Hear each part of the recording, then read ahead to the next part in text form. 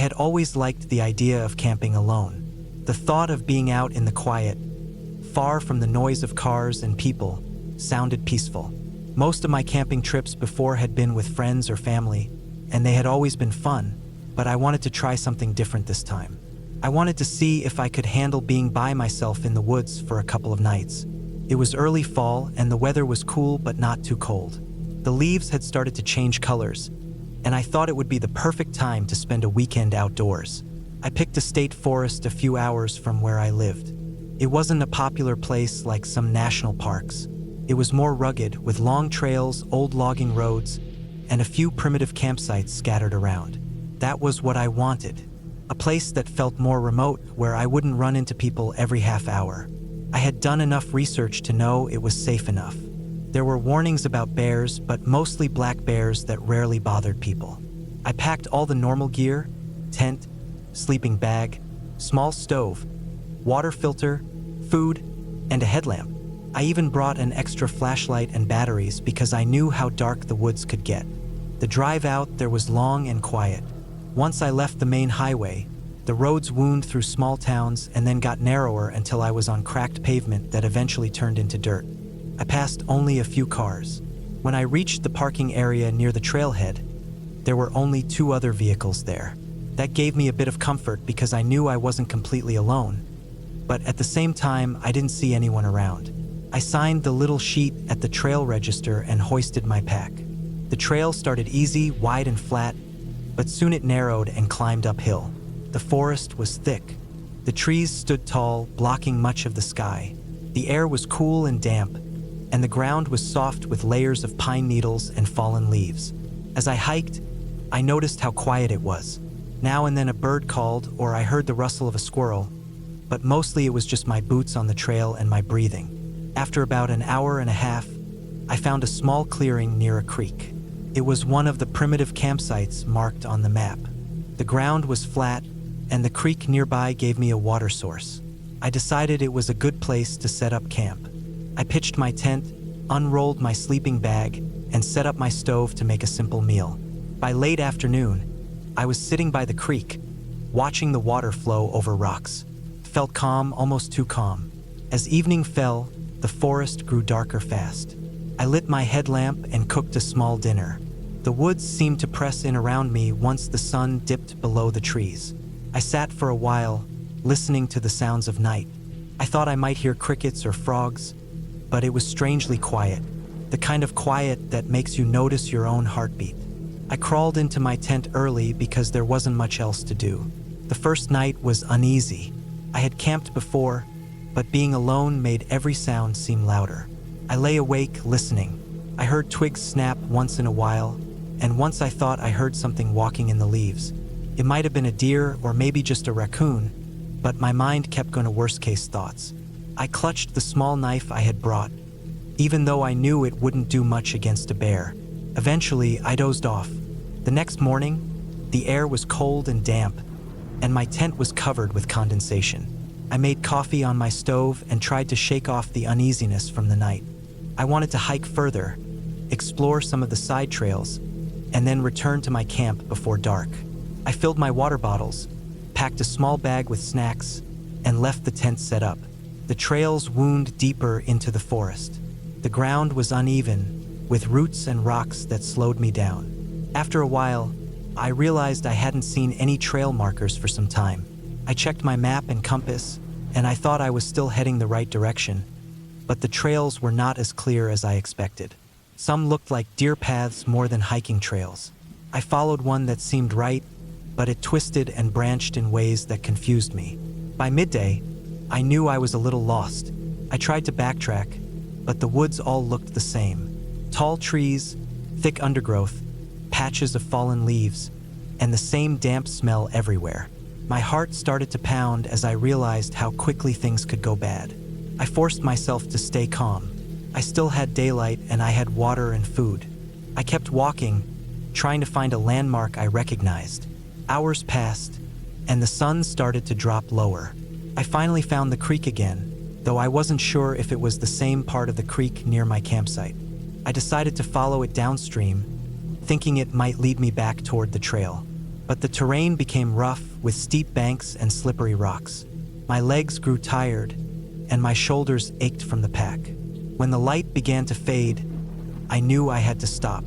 I didn't want to stumble around in the dark and risk an injury. I looked for a flat area near the creek and set up my tent. I hadn't planned on moving camp, but I had no choice. I cooked a small meal, though I wasn't very hungry. The forest felt heavier that night. I kept hearing sounds around me. Branches snapping, movement in the brush. I told myself it was animals, but I couldn't shake the feeling that something was off. Sleep didn't come easy. I woke up often, listening. Once, I heard what sounded like heavy footsteps not far from the tent. They stopped suddenly, and the silence after was worse than the sound itself. I gripped my knife again, lying completely still, barely breathing. After what felt like forever, I heard nothing more. At some point, I drifted off again. The next day, I was determined to find my way back. I followed the creek further, then tried to climb up to higher ground to get a better view. My legs were sore, and my stomach felt empty even though I still had food. I realized how much energy fear drained out of me. From the ridge, I couldn't see much except endless trees. No roads, no clearings, nothing man-made. It was unsettling to feel that cut off. By late afternoon, I stumbled onto an old logging road. It was overgrown, but it was clearly a road at some point. My hope rose.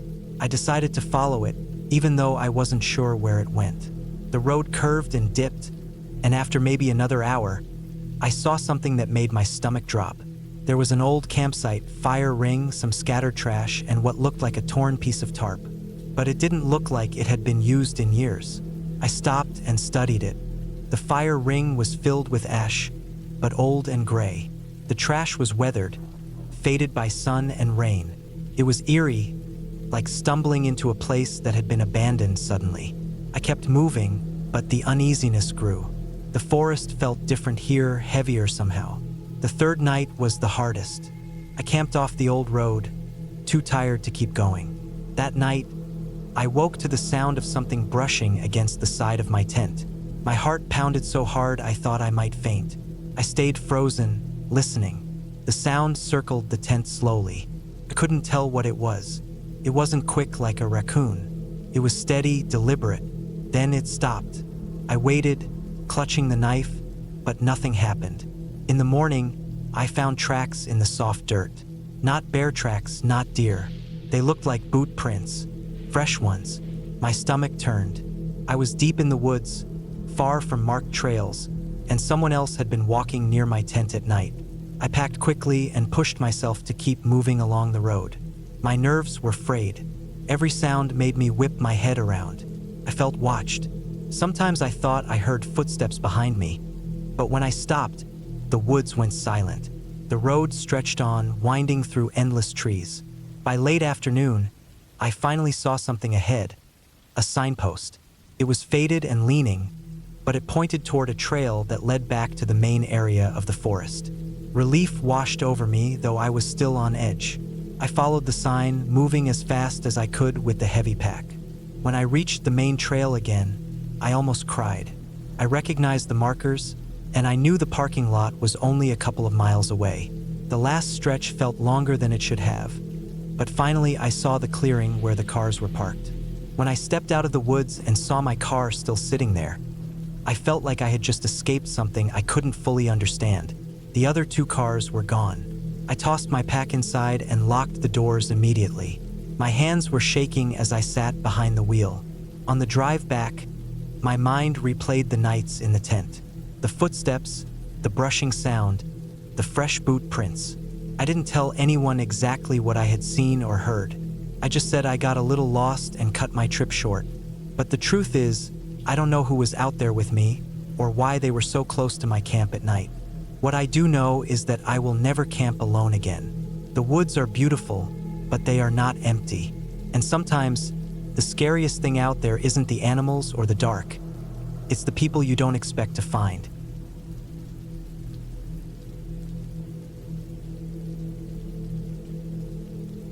I had been planning the camping trip for months.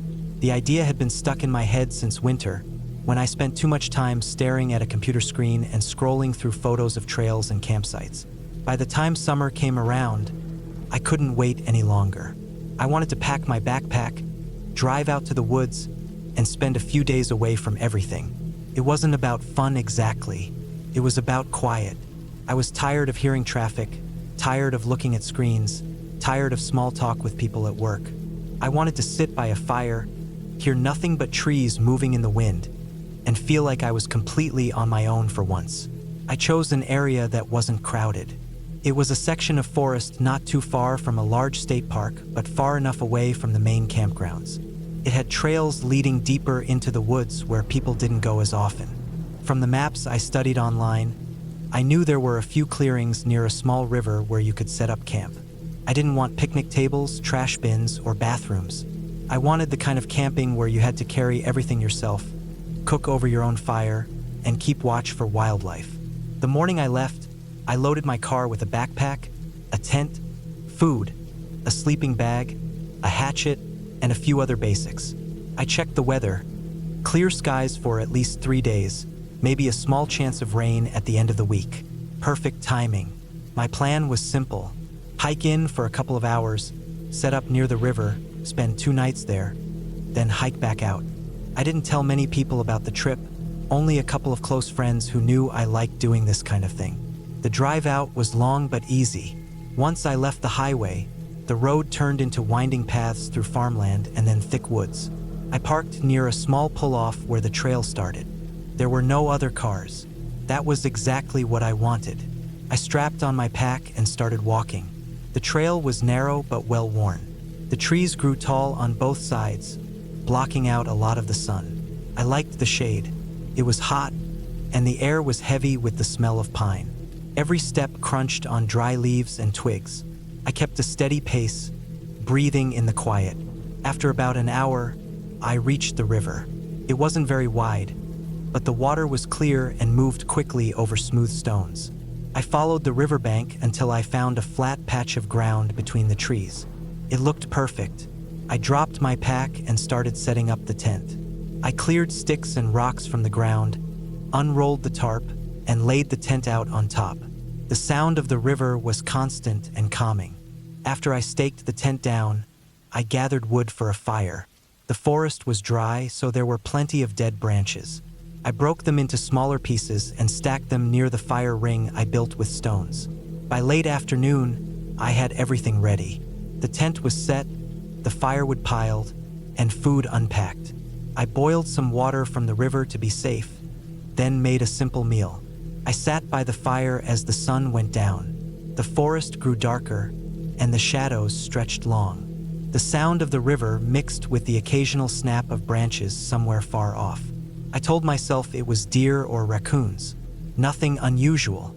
When night came, I lay in my tent and listened to the forest. It was quiet except for the steady rush of water. I drifted off to sleep without much trouble. I woke up suddenly in the middle of the night. At first, I didn't know why. Then I realized the forest was silent. The river was still there, but I couldn't hear any insects or night sounds. It was the kind of silence that makes you freeze. I lay still, waiting. Then I heard it. Footsteps. They weren't far, just outside the tent, moving slowly across the ground. I held my breath and listened harder. The steps crunched on leaves, then stopped. I thought maybe it was a deer, but the steps had been too careful, too steady. They weren't the random scuffling of an animal. They sounded like a person trying not to be heard.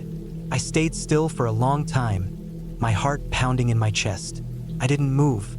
After a while, the steps started again, circling part of the tent, then fading away into the woods. I lay awake until dawn, not sleeping at all. When the sun came up, I crawled out and looked around. The ground was disturbed near the trees. I saw what looked like footprints in the dirt, not boots exactly, but shoes. The sight made my stomach sink. I was supposed to be alone out here. I didn't see anyone on the trail, no cars where I parked, no sign of campers. But someone had walked near my tent in the night. I tried to shake it off. Maybe it was a hunter passing through. Maybe someone else was camping deeper in and had wandered near my site. I didn't want to overthink it, Still, I couldn't forget the way the steps had stopped just outside my tent. That day, I went for a long hike along the river, carrying only a small pack with water and a snack.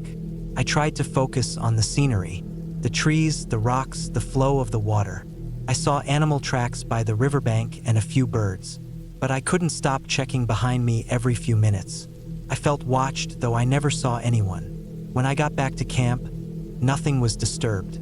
My tent was fine, my gear untouched. I forced myself to relax. I cooked dinner, watched the sun go down, and built another fire. By the time night came, I was exhausted. I told myself the night before had been nothing, just my imagination. But sometime after midnight, I woke up again. This time I heard something different. Not just footsteps, breathing. Slow, heavy breathing right outside the tent wall. I froze, barely able to breathe myself. The sound was so close it felt like whoever it was standing over me. I gripped the small hatchet I kept beside my sleeping bag. I didn't unzip the tent. I didn't move. The breathing went on for what felt like forever, then faded. I stayed awake the rest of the night, gripping the hatchet until my hand hurt. In the morning, I decided I couldn't stay another night. Something was wrong. Whoever was out there knew where I was, and they were coming close on purpose. I packed quickly, barely eating anything, and got ready to hike out. As I lifted my pack, I noticed something. On a tree just a few feet from the tent, someone had carved into the bark a single word, "Stay." The letters were rough, cut deep into the wood with a knife or something sharp. The sight chilled me more than anything else. It was proof. Someone wasn't just passing through. They were watching me. They wanted me to know it. I didn't waste time. I started down the trail, moving fast. I kept looking over my shoulder, expecting to see someone following. The woods felt different now, darker, less welcoming. Every sound made me jump. A squirrel darting across the ground sounded like footsteps. A branch breaking in the wind sounded like someone closing in. The trail stretched longer than I remembered. My legs ached, and the weight of the pack slowed me down. I kept going, sweat dripping down my back. I just wanted to reach the car. Then, about halfway out, I saw it. Another carving on a tree, this time right along the trail. The same rough letters. "Stay." My stomach dropped. Whoever it was had been here before me. They knew I would see it. They wanted me to. I walked faster, almost running. My heart hammered in my chest. I thought about dropping my pack just to move quicker, but I couldn't bring myself to leave my gear behind. Finally, after what felt like hours, I reached the trailhead. My car was still there. Relief washed over me, but it was cut short. Stuck under my windshield wiper was a piece of paper. A single word scrawled across it in black marker, "Stay." My hands shook as I yanked it off and got in the car. I locked the doors immediately. The forest was silent, but I felt eyes on me, watching from the trees. I started the car and drove out fast, gravel spitting under the tires. I didn't slow down until I was miles away, back on the highway with the forest shrinking in my rearview mirror.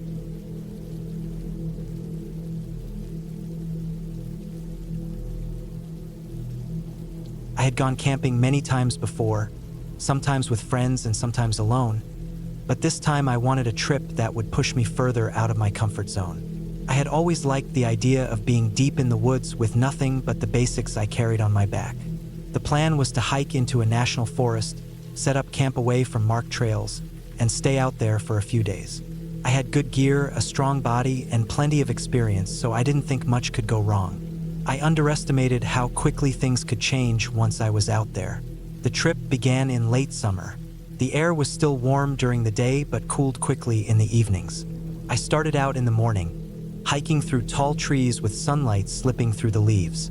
The trail was wide at first, easy to follow, with markers nailed to trunks every so often. After about 2 hours, I left the main path and followed a smaller one that faded as it went deeper. Eventually, even that disappeared, and I was moving by compass, picking my way through brush and uneven ground.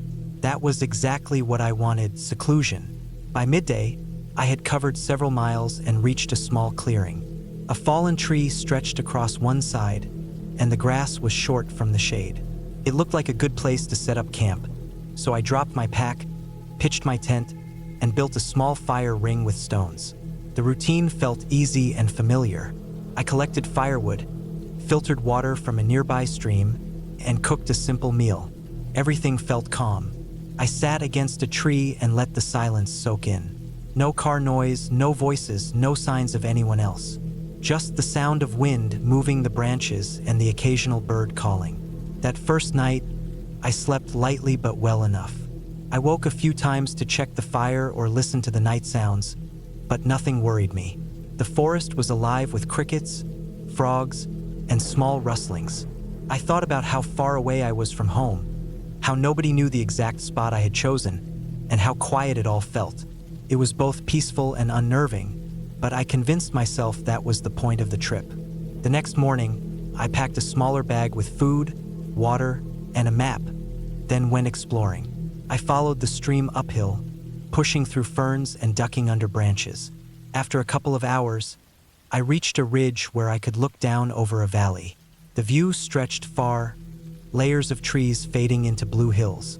It made me feel both free and very small. I took a break, drank water, and ate trail mix before heading back. When I reached camp again, something felt slightly off. My gear was as I had left it, but I noticed new footprints in the soft dirt near the edge of the clearing. They weren't mine. At first, I thought maybe they belonged to a deer, but on closer look, they were clearly from boots. Human boots. The stride looked heavy, and the dirt was freshly pressed. Someone had been near my camp while I was gone. I tried to calm myself, telling myself maybe it was just a hunter or another hiker passing through. But the location I had chosen wasn't near any trails, and I hadn't seen a single person since leaving the main path. The thought that someone had come this close unsettled me. I didn't find anything missing, so I let it go and stayed put for the evening, though I kept glancing at the treeline more than usual. That night, sleep didn't come easily. I kept hearing faint snaps of branches, softer than a deer moving. Sometimes it sounded like footsteps, far off, pausing for long stretches. I told myself my nerves were exaggerating every sound. Still, I stayed awake most of the night, clutching my flashlight, waiting for something that never showed. The next morning, I seriously considered packing up and heading back, but pride kept me there. I told myself I wasn't going to ruin the trip over nothing. I decided to hike further out that day to see if I could find any signs of others nearby. I carried my knife on my belt and a heavier stick in hand, just in case. For hours, I found nothing but trees, undergrowth, and animal tracks. By afternoon, I started to believe I had overreacted. When I returned to camp, though my stomach dropped, my firewood pile had been scattered. Not stolen, just tossed around like someone had kicked it. My tent flap was unzipped, though I had zipped it before leaving. Inside, my sleeping bag was rumpled, and my pack had been moved. Again, nothing was missing, but someone had clearly gone through my things. The reality hit me then. I wasn't alone out there. Someone knew exactly where I was camping, and they had no problem entering my space when I was gone. My skin prickled as I stood in the clearing, looking at the woods around me. I saw no movement, no figure, but I couldn't shake the thought that I was being watched. I ate quickly, not enjoying it, and decided I would leave the next morning. It was too late in the day to hike out, but I figured I could manage one more night. That night was worse than the last. I barely slept, jerking awake at every noise. At one point, I thought I heard breathing outside my tent. Not an animal huffing, but steady, slow breathing close by. I froze, holding my breath, listening. After what felt like forever, it faded. I never heard footsteps walking away. When daylight came, I didn't waste time. I packed up quickly and set off with my full pack, heading back toward the main trail. I walked fast, almost jogging at times. My nerves stayed tight, and I kept looking over my shoulder. Hours passed like that until I finally recognized part of the faint side trail I had followed in. Relief washed over me, but it was short-lived. Near a fallen tree along the path, I saw something that stopped me cold. On the trunk, carved into the bark, were rough letters scratched deep. Leave. The cuts were fresh, with shavings of wood still at the base. My mouth went dry. Whoever had been watching me had not only been near my camp, but also followed my route. I kept moving, heart pounding, not stopping to rest. The urge to get out grew stronger with every step, but the forest seemed endless. I misjudged my direction at one point and ended up circling, wasting precious time. By evening, I realized I wouldn't make it out before dark. Exhausted, I had no choice but to set up camp again. This time, I didn't build a fire. I wanted no smoke, no light, nothing that would show my position. I ate a cold meal, kept my knife in hand, and sat in the dark, my ears strained at every sound. At one point, I heard faint laughter, distant but real. It wasn't friendly. It was low, slow, and deliberate, like someone wanted me to hear it. My whole body shook as I sat frozen, barely daring to breathe. The laughter faded, replaced by silence. I didn't sleep at all that night. My eyes stayed fixed on the dark shapes of trees until dawn finally came.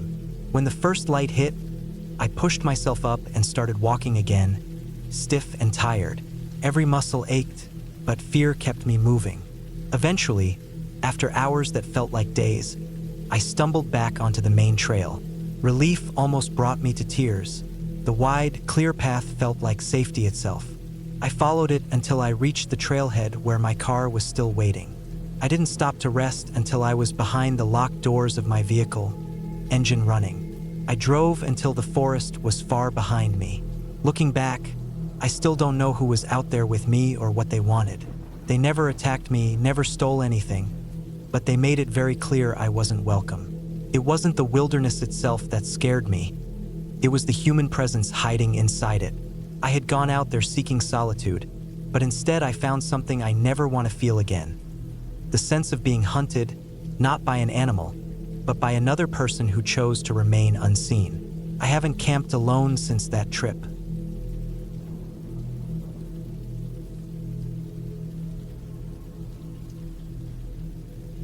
I had been planning the camping trip for months.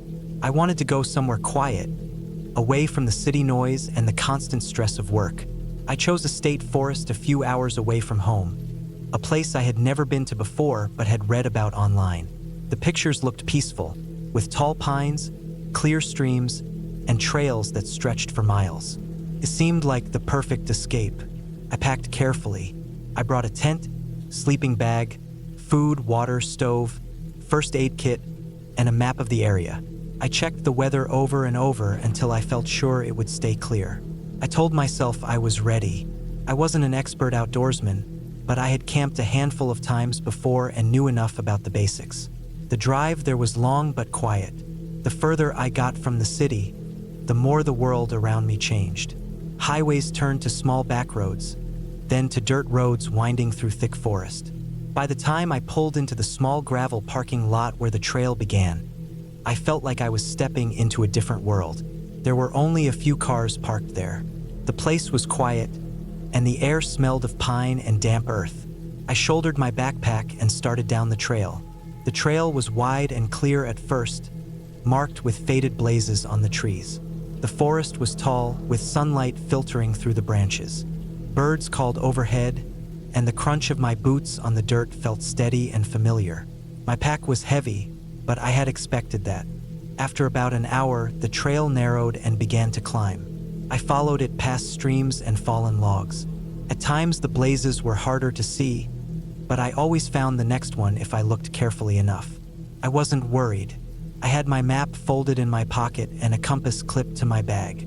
By late afternoon, I reached the area I had chosen on the map for camp.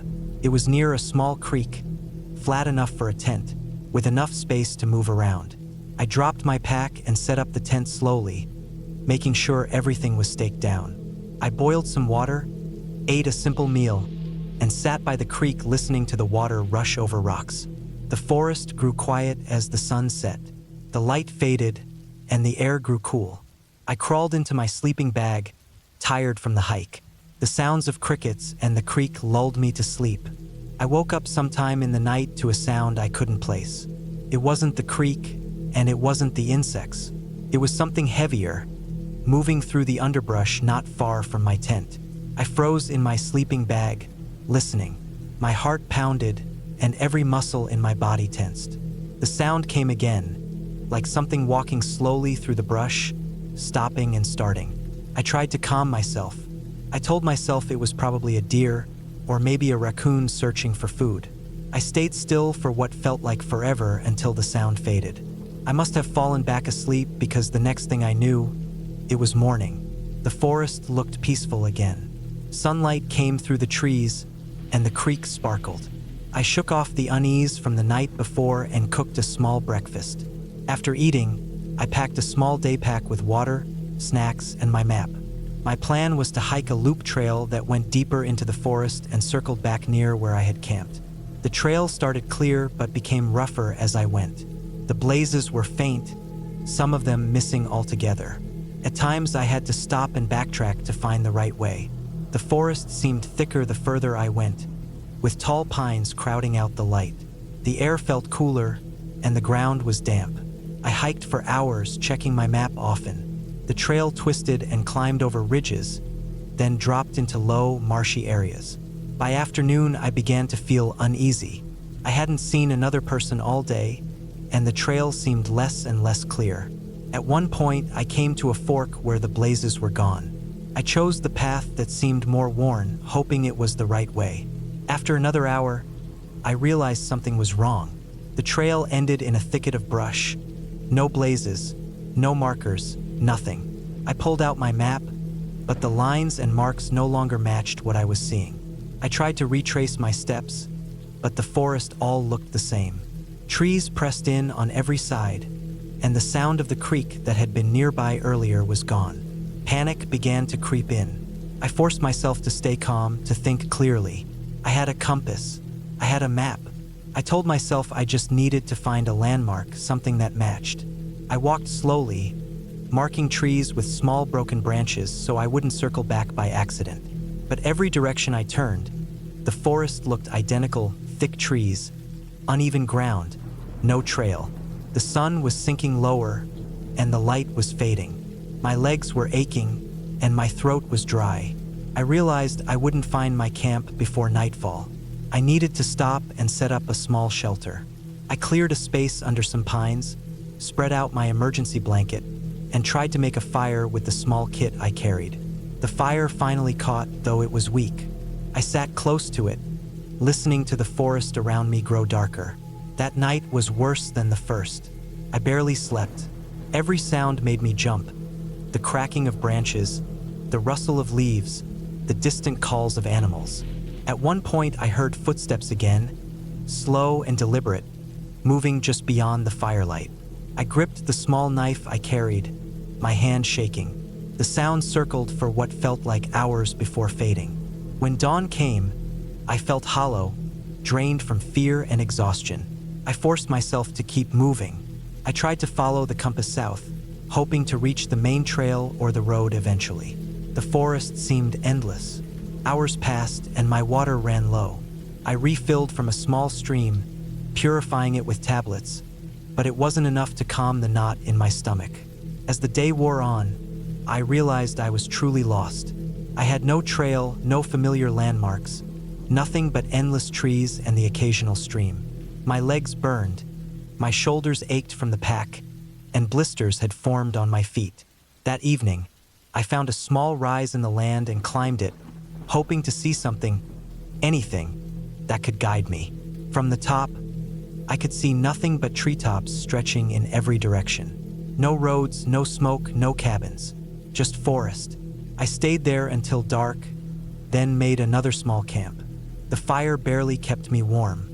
My food was running low, and I was beginning to feel lightheaded. Sleep came in short bursts, broken by the same sound of movement in the dark. This time it was closer. I could hear heavy breathing, the snap of twigs. It didn't sound like a deer. It sounded slower, heavier. Fear clawed at me.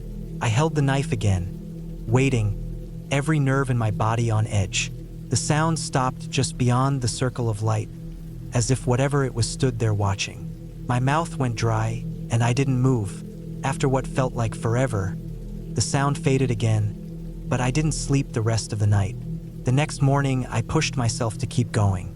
My body felt weak, and I stumbled often. I followed the streams whenever I could, hoping they might lead to a larger river or a road. My clothes were damp with sweat, my skin scratched from brush, and my mind clouded with fear and exhaustion. By the third day, I was nearly out of food. My legs trembled with every step. I began to wonder if I would ever get out. The forest felt endless, a maze with no way out. I started to think about things I had never wanted to. What would happen if I couldn't find my way, if no one ever found me? Late that afternoon, I heard something I hadn't in days. A distant sound, faint but real. It was the low rumble of an engine. I froze, straining to hear. It came again, steady, like a truck on a road. My chest tightened with hope. I followed the sound, stumbling through brush and brambles, my legs screaming with pain. The sound grew louder until I could hear it clearly. Then, through the trees, I saw it. A narrow dirt road cutting through the forest. I almost cried with relief. I pushed through the last of the brush and stumbled onto the road, my legs giving out beneath me. I lay there, gasping, until I forced myself to sit up. I waited, listening. After a few minutes, a pickup came around the bend, slowing as the driver saw me. I dragged myself to my feet, waving weakly. The truck stopped, and the driver got out, eyes wide with shock as he took in my state. He helped me into the truck bed, handed me water, and turned the truck around. As we drove, the forest thinned, and for the first time in days, I saw open land and sky. Relief washed over me so strong I felt dizzy. I had made it out. Looking back now, I know how close I came to never leaving those woods. The map, the compass, the gear, all of it hadn't saved me. What saved me was stubbornness, the will to keep moving even when fear and exhaustion told me to give up. But the memory of those nights still lingers, the sound of footsteps in the dark, slow and deliberate, just beyond the firelight.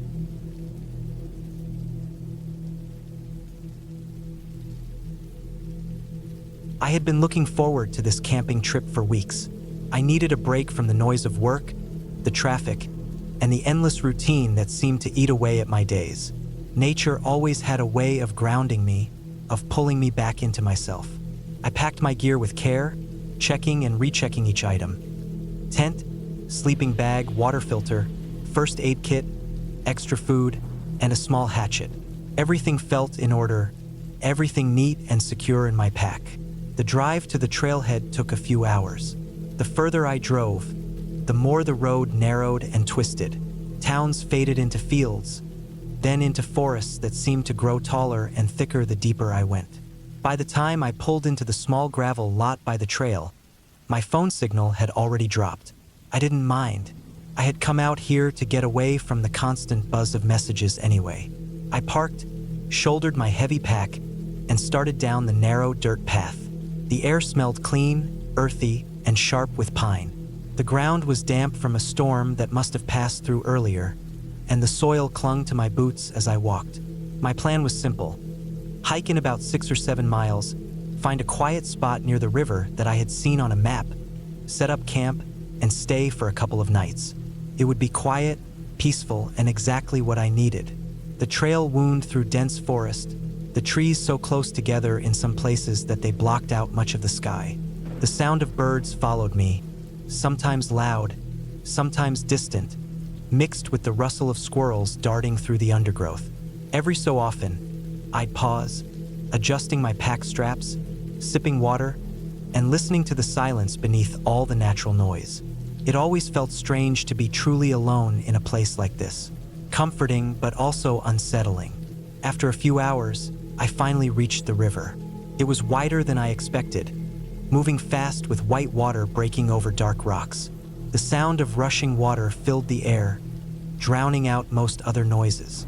I followed the bank until I found a flat clearing tucked back from the water's edge.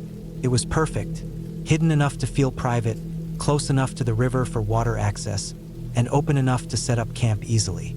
I dropped my pack and stretched, feeling the weight lift off my shoulders. Setting up camp was second nature to me by now. The tent went up quickly, staked firmly into the damp ground. I laid out my sleeping bag and pad, stacked firewood, and cleared a ring of stones for a fire pit. By the time I sat down, the sun was already dipping low, and the air had started to cool. I lit a small fire, cooked a simple meal on my camp stove, and sat watching the flames as the forest darkened around me. Night in the woods is always heavier than night in the city. There are no streetlights, no passing cars, no background hum of electricity. Only blackness pressing in between the trees and the constant chorus of insects and unseen animals moving in the dark. It can make a person feel very small. As I sat by the fire, I noticed how loud the river seemed now that everything else was quiet. It was a steady roar, and I realized it might be hard to hear anything else at night with that sound so close. When the fire died down, I crawled into my tent. I laid there listening, my body tired but my mind still alert. I could hear the fabric shift with the wind, the occasional snap of a branch outside, and always the steady rush of water. Eventually, exhaustion pulled me into sleep. I woke sometime in the night, though I wasn't sure why. My heart was beating hard, the kind of quick, nervous rhythm that comes when your body senses something before your brain does. I held still, listening. At first, I heard nothing but the river. Then, faintly, something else. A crunch, leaves shifting, slow, deliberate footsteps moving near the camp. I stayed frozen, barely breathing. Could have been a deer, could have been anything, but the steps sounded heavy, spaced in a way that felt too controlled to be random. They moved closer, then paused. My tent was thin, nothing more than fabric between me and whatever was outside. I thought about unzipping the flap, but I didn't move. I couldn't bring myself to. The steps circled, slow and patient, then faded back toward the trees. I waited a long time before I let myself breathe fully again. My muscles ached from holding still so long. Eventually, I must have drifted back into a restless sleep, because the next thing I knew, light was seeping into the tent. Morning made me feel silly. Maybe it had been an animal after all. The ground was soft from rain, so I stepped outside to check. Sure enough, in the dirt just beyond the fire pit were footprints. Human, clear impressions of boots pressed into the soil, circling around my tent and leading back into the woods. The sight made my stomach twist. I hadn't seen a single person since leaving the trailhead. Whoever had been there in the night had come silently, without announcing themselves, without moving on. They had just circled and left. I tried to brush it off, telling myself maybe it was another camper passing through. But the truth was clear in my head. No one just walks through someone else's camp in the middle of the night without saying anything. I spent the day on edge. I carried my pack with me when I went to collect water, not wanting to leave anything unattended. I kept checking over my shoulder as I followed the river, scanning the trees for any sign of movement. The forest felt different now. The same quiet that had seemed peaceful yesterday now felt like it was pressing in on me, hiding something I couldn't see. When night came again, I built the fire higher. I sat close to it, staring into the darkness beyond the glow, straining to hear past the roar of the river. Hours passed, and nothing came. I tried to sleep again, but it was useless. Every rustle sent my pulse racing. I kept the hatchet by my sleeping bag, my hand resting on it until exhaustion dragged me under again. I woke for the second night in a row to footsteps, this time closer. Slow, heavy steps right outside the tent. I grabbed the hatchet, my hands shaking, every nerve in my body alive with panic. The steps circled again, and then I heard the faint crunch of weight shifting directly outside the thin fabric wall beside me. Whoever it was stood there for a long time, silent. I held the hatchet tight, sweat running down my neck, waiting for the flap to move, for something to happen. But nothing came. After what felt like forever, the steps moved away again, fading into the woods. When morning came, I unzipped the tent and looked. More footprints, fresh, this time closer, pressed deep into the soft dirt, right up against the side of my tent. That was it for me. I knew I couldn't stay another night. I packed up fast, my hands clumsy with fear, stuffing everything back into my pack. The woods felt too quiet, too watchful. Every sound made me spin around. I started back toward the trailhead, moving fast, my pack heavy but my legs pushing harder than they should have. Hours passed as I retraced the path through the dense forest. My throat was dry, my body aching, but I didn't stop. More than once, I thought I heard something behind me. A branch snapping, faint steps, but every time I turned, the trail was empty. The sun was dropping again by the time I reached the last stretch near the parking lot. Relief rushed through me at the sight of my car sitting alone in the gravel. I hurried toward it, already imagining the safety of locking the doors, of driving away from this place. That was when I saw them. On the driver's side door, smeared across the dusty window, were fresh handprints. Clear, deliberate, pressed into the glass. Someone had been there. Someone had touched my car. I stood frozen, staring, the forest pressing in around me, the river still roaring faintly in the distance. Whoever had been out there, whoever had followed me, they had known exactly where I was from the start. I climbed into the car, locked the doors, and drove without stopping until I reached the nearest town. Only then, in the brightness of streetlights and the noise of traffic, did I finally let myself breathe. I never went back to that trail again, and I never camped alone again either.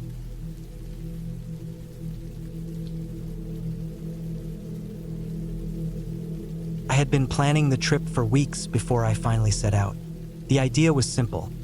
Spend 3 nights camping alone in a state forest that stretched for miles, a place where I knew I wouldn't be around many other people. I wanted the peace and the challenge, a chance to test myself, to sit away from work and noise, and maybe hike some trails I had never seen. I didn't expect much trouble. I thought the worst thing I would face would be the cold nights or maybe a sudden rain. I left on a Friday morning in early fall. The air was cool, but not biting yet, the kind of weather that felt perfect for hiking. I packed heavy because I wanted to be prepared.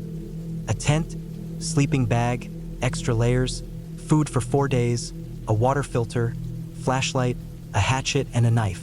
I double-checked everything before leaving, even though I had already laid it all out the night before. The drive out was long and slow. The last hour took me on twisting back roads that narrowed as I went deeper into the forest. I reached the small gravel lot where the trail began. Only 2 cars were there. That meant the woods would be mostly empty, which was what I wanted. I strapped on my pack, locked the truck, and started down the trail. The first hours felt calm and almost pleasant. The woods were quiet except for the sound of wind moving through the leaves. The ground was covered in a soft blanket of fallen leaves, making each step crunch under my boots. Sunlight came down through the trees in thin beams. I walked slowly, not in any rush, since I didn't need to set camp until evening. I reached a clearing by a stream in the late afternoon. It looked like a perfect place to stop. I had a flat patch of ground, fresh water nearby, and enough open space to see around me. I pitched the tent, collected wood for a fire, and ate my first meal, which was just instant noodles heated on my small camp stove. As the sun dipped low, the woods grew darker and colder. The night brought silence so thick it felt like a weight. My fire burned low, the only glow in the clearing. That first night I slept light. Every sound outside, the crack of a branch, the movement of leaves, made my eyes snap open. It wasn't fear yet, just the way being alone in the woods feels when you aren't used to it. I drifted in and out of sleep until morning finally came. The second day, I planned to hike further along the trail, make a loop, and return to my camp before dark. I carried only a small day pack with water, snacks, and a flashlight. The trail wound deeper into the forest, climbing over ridges and dipping into valleys where the air felt colder and the light dimmer. I didn't see another person all day. In the afternoon, as I was making my way back, I noticed something odd off the trail. About 50 feet into the trees, I saw a small pile of stones. At first I thought it was just natural, but as I got closer, I realized the stones were stacked. Not like a random pile, but placed with some intention. 5 or 6 flat rocks balanced carefully, one on top of another. I paused, looked around, and felt a strange unease. There was no path leading to it, no sign that anyone had been nearby. It wasn't large or dramatic, but something about the deliberate placement made me uncomfortable. I decided not to touch it and moved on quickly. When I reached camp, The sun was already dropping. I made another fire and cooked rice with canned meat. The night came down even colder than the one before. I sat close to the fire, but every time it crackled, I thought I heard movement beyond the glow. At one point, I was sure I saw something shift between the trees, a flicker of movement, but when I shined my flashlight, there was nothing. Sleep came harder that night. I kept waking up. Once, in the middle of the night, I thought I heard faint footsteps outside my tent. They were soft, slow, and deliberate. My heart pounded so loud I thought whoever was out there could hear it. I gripped my knife inside the tent and stayed still, barely breathing. The sound lasted only a few seconds before fading. I told myself it had to be an animal, but deep down it didn't sound like an animal. The next morning, I walked to the edge of the clearing and looked around.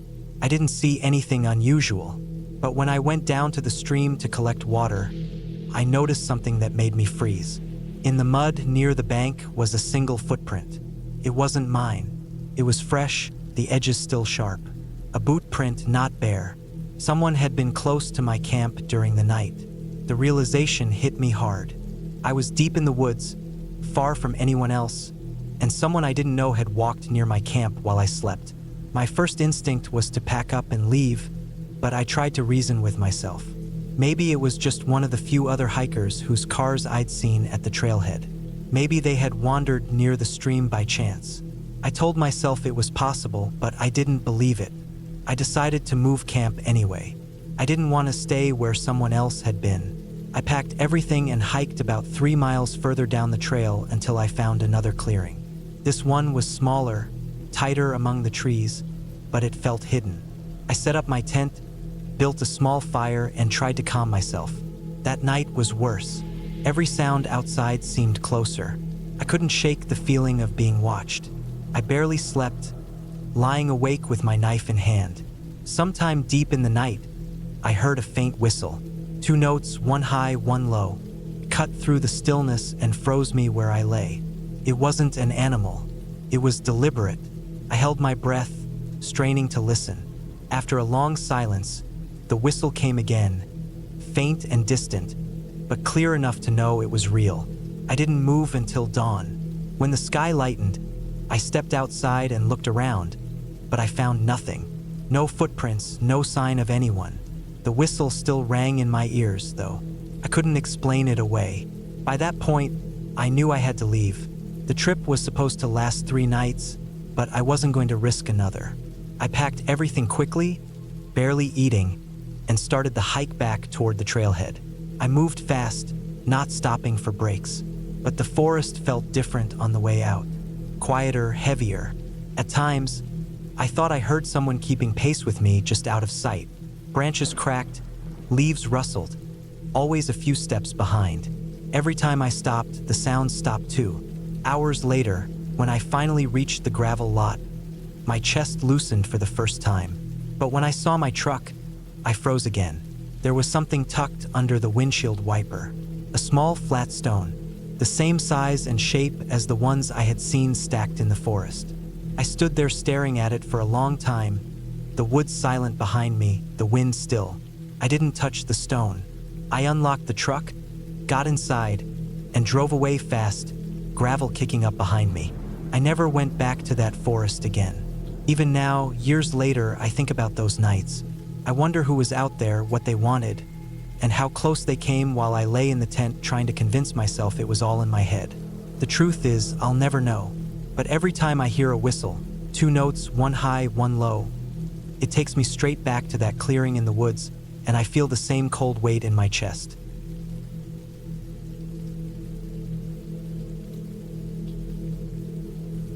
I always liked the idea of camping, even though I never really grew up doing it much. There was something about leaving behind the city noise, the screens, the cars, and all the everyday routines. I thought it would be peaceful. I thought it would be relaxing. I thought I could handle it. What I didn't expect was how quickly a trip could shift from being about enjoying the quiet of nature to being about trying to stay alive. It started in late September. The weather was cool, not too cold, but cool enough that nights would drop into the low 40s. I had been scrolling through maps for weeks, trying to pick a place that wasn't too crowded but also wasn't completely remote.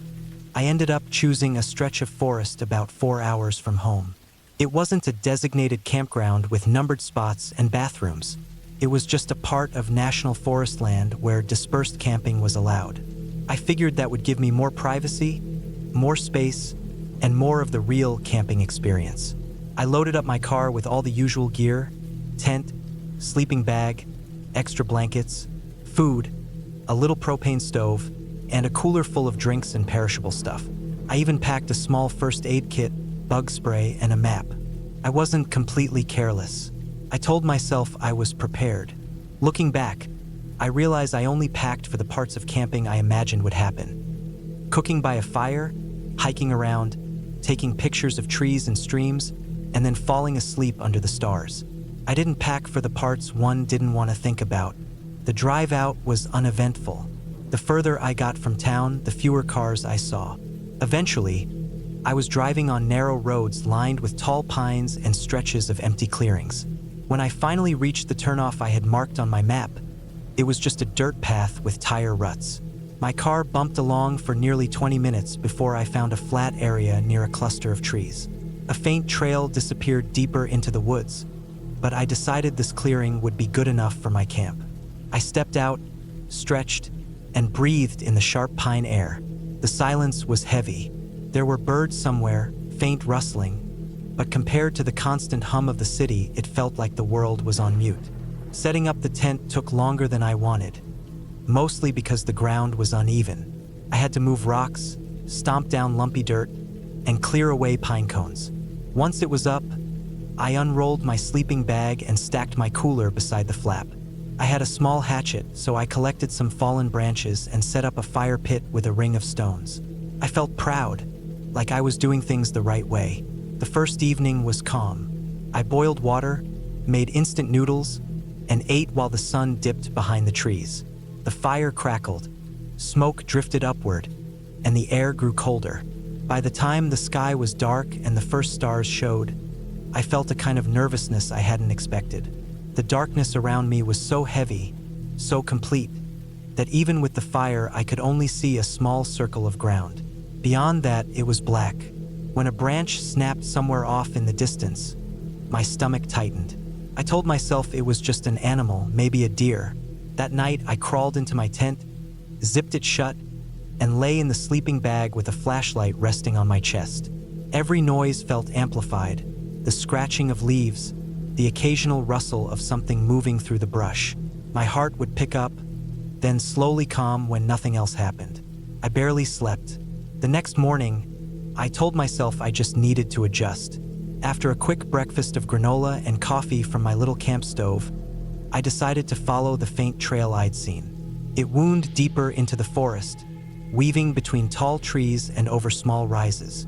I carried only a bottle of water and my phone, though there was no service out there. After an hour of walking, the trail forked.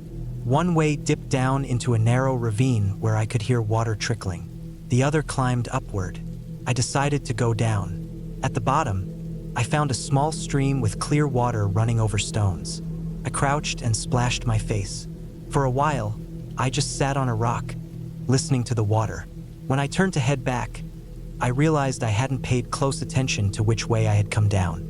The two trails at the fork looked almost the same. I chose one and climbed, only to end up somewhere unfamiliar. The trees pressed close, the ground was uneven, and after another 15 minutes, I admitted I was lost. Panic fluttered in my chest, but I forced myself to stop. I tried to think logically. I knew the stream ran downhill. If I followed it long enough, I'd eventually cross the dirt road or at least come close to where I had camped. I retraced back down, followed the water, and after what felt like hours, I stumbled into the clearing again. Relief hit me so hard I had to sit down. That small mistake stuck with me though. The woods weren't forgiving. They didn't care if I paid attention or not. The second night was worse. I made another fire, cooked canned soup, and sat staring at the flames. The quiet pressed in again. Every time the fire popped, I jumped. I noticed I kept looking behind me, into the darkness. It wasn't ghosts or monsters I feared. It was the thought of someone else out there. some stranger watching me. The thought rooted itself in my head and wouldn't leave. When I finally forced myself into the tent, I left the flashlight on inside. The fabric walls glowed dimly, and I lay with my ears straining. Sometime past midnight, I heard something. Not an animal this time. It was a steady crunch of footsteps, slow, measured, moving just outside the ring of light. My breath caught in my throat. I couldn't move. I lay frozen, listening as the steps circled the tent once, then stopped. Minutes dragged. My chest ached from holding my breath. Finally, there was nothing. No movement, no sound. I didn't sleep at all. In the morning, I unzipped the tent with shaky hands. The ground outside looked undisturbed, but I knew what I had heard. Maybe it was just paranoia. Maybe it had been a deer after all. I tried to convince myself. Still, unease stuck to me like a shadow. That day, I decided to stay closer to camp. I gathered more firewood, checked the cooler, and tried to keep busy. But every time the wind moved branches or a bird took off suddenly, my nerves spiked. By late afternoon, I couldn't shake the thought that someone might have seen me come out here alone. I cooked an early dinner and tried to settle. The fire burned low as the sky darkened. I forced myself to believe it was nothing, just my mind turning every sound into something bigger. When I crawled into the tent, I zipped it all the way and kept the flashlight on again. Sometime in the night, I woke to the faint sound of fabric shifting. The side of the tent moved inward, like something brushed against it. My pulse pounded in my ears. Then, slowly, I heard the unmistakable sound of a zipper being tugged. I shot upright, fumbling for the hatchet I kept beside the bag. The zipper moved down about 6 inches, then stopped. Silence followed. I sat there gripping the hatchet until dawn's light finally filtered in. When I crawled out, I saw the zipper slightly open, just as I had heard. My stomach dropped. That wasn't an animal.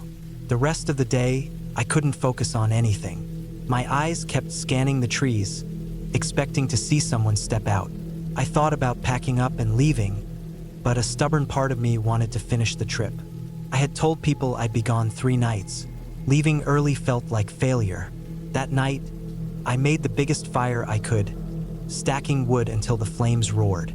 The heat pushed against my face, but I didn't care. I wanted light as much as possible.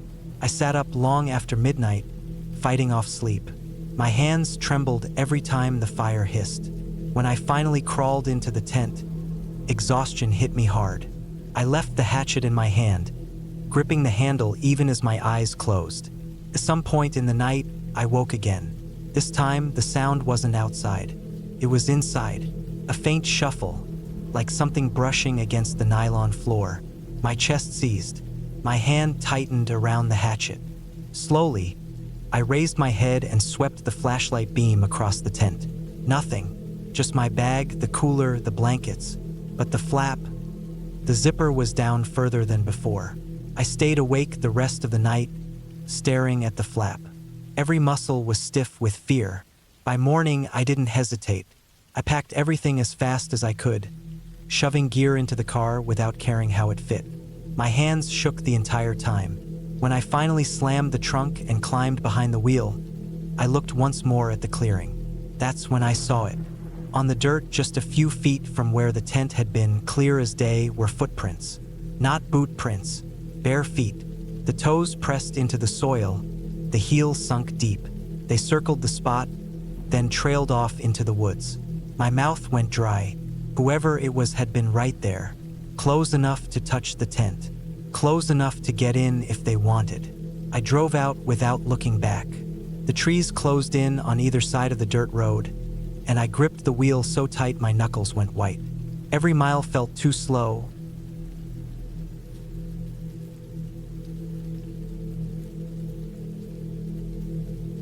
I had been planning the camping trip for weeks. The idea was simple. I wanted to get away from everything for a few days. No phone service, no work emails, no noise from neighbors or traffic, just me, the woods, and the sound of my own breathing. I had been craving that silence. I picked a state forest that was known to be quiet, not crowded, and far enough from the city to feel like real wilderness. I wasn't looking for adventure or excitement. I just wanted the kind of stillness that comes when the sun goes down in a place where no streetlights exist. I packed my gear with care. Tent, sleeping bag, cooking stove, extra food, extra water, first aid kit, knife, flashlight, batteries, compass, maps. I made sure everything was checked twice. I had been camping alone before, but only in places that were near popular trails. This time I wanted to go deeper. I found a section of the map where no marked campsites were drawn, but the topography showed a flat stretch of ground near a creek. It looked perfect. I knew it would be harder to reach, but the thought of being alone in that kind of silence pushed me toward it. The drive took most of the day. By the time I pulled onto the dirt road that led to the forest boundary, the sun was dropping behind the hills. I parked the car, hoisted the pack onto my back, and started the hike. The air was heavy with late summer heat, and sweat ran down my back within minutes. The trail narrowed and twisted, and soon the only sounds were the crunch of my boots and the hum of insects. By the time I reached the creek, night was already pressing in. I pitched the tent quickly, hands moving on instinct because I had done it so many times before. The sound of the water moving over stones gave me comfort. It was steady, natural, predictable.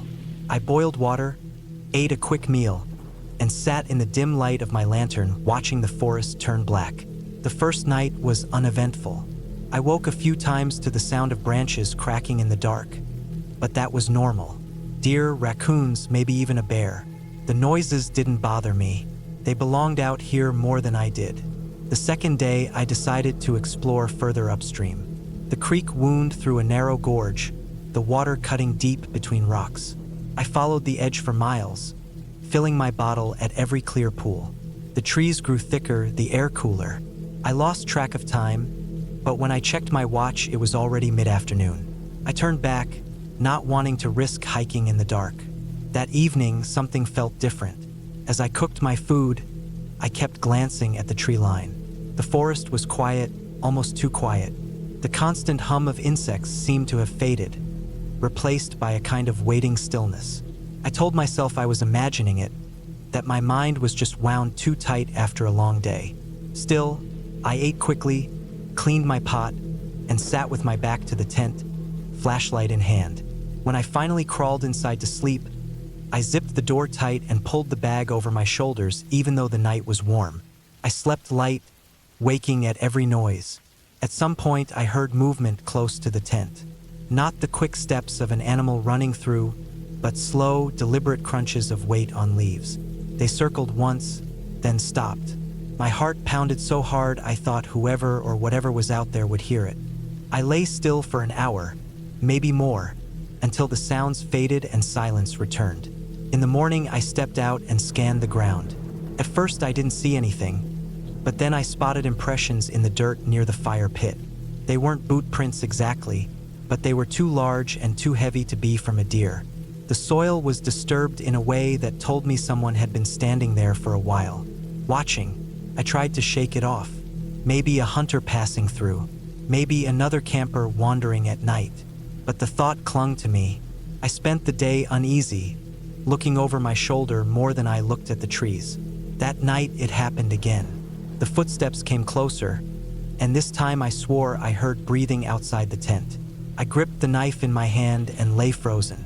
My flashlight sat ready, but I didn't dare switch it on. Whoever was out there didn't move away quickly.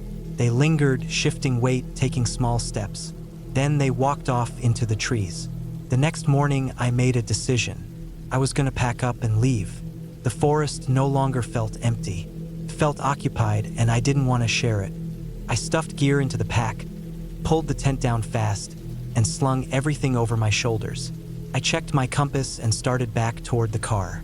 The trail felt longer than it had before. Every noise in the brush made me snap my head around. Once I thought I saw movement parallel to me, something keeping pace in the trees, but when I stopped, it stopped too. My throat was dry, my legs heavy. Hours passed. I should have been close to the car by then, but nothing looked familiar. I pulled out the map and compass again, but my hands shook too much to line them up. I kept walking, convinced I had to be close, but the trail twisted and faded until it disappeared altogether. Panic crept in. I tried to retrace steps, but the ground all looked the same. The forest was endless. No markers, no signs, just green and brown swallowing everything. The sun slid lower, and with it came the cold realization that I was lost. I found a small clearing and decided to stop. Setting up camp again felt like defeat, but I needed shelter. I pitched the tent in silence, ate a handful of trail mix, and sat in the dim light staring at the map. It made less sense the longer I looked at it. That night was worse. The sounds came back heavier this time, more than one set of steps circling. I heard twigs snap, leaves rustle, the sound of something brushing against fabric. The side of the tent pushed inward for a second, like a hand testing the surface. My stomach twisted. I gripped the knife until my fingers ached, waiting for the fabric to tear. But it never did. After hours of torture, the noises drifted away. The next day, I searched desperately for the road. I climbed ridges, scanned valleys, but the forest stretched in every direction. My water was running low, my food lighter. My mind kept drifting back to the sounds at night, the prints near the fire. I wasn't alone out here. Someone was following. I built small fires during the day, hoping the smoke would be seen. At night, I didn't dare.